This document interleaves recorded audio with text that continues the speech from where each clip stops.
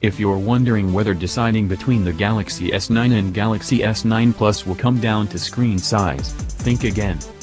A couple of recent leaks all but confirmed that the S9 Plus will be the Samsung flagship to buy, depending on the price difference. It was $100 for the S8 and S8 Plus.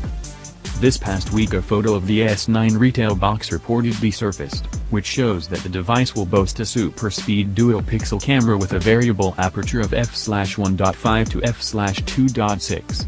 While that sounds impressive, only the Galaxy S9 Plus is expected to sport dual rear lenses, which would enable the handset to deliver the same 2x optical zoom that the Galaxy Note 8 offers. What's more, the dual lenses would allow the S9 Plus to deliver live focus, which means you could take portrait photos and blur the background both while shooting and after the shot is taken.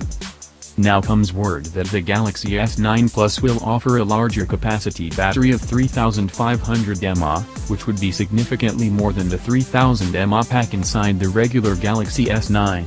As VGR points out, having the same battery size doesn't mean these phones won't last longer on charge, as the Snapdragon 845 chip is supposed to be more efficient.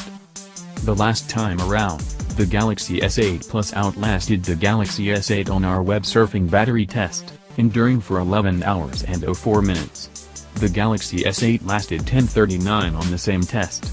That's nearly a half hour of extra juice, which while not a ton is still welcome. In terms of screen size, the Galaxy S9 Plus and Galaxy S9 are both expected to feature the same size screens. So you should be looking at the difference between 6.2 inches and 5.8 inches once more.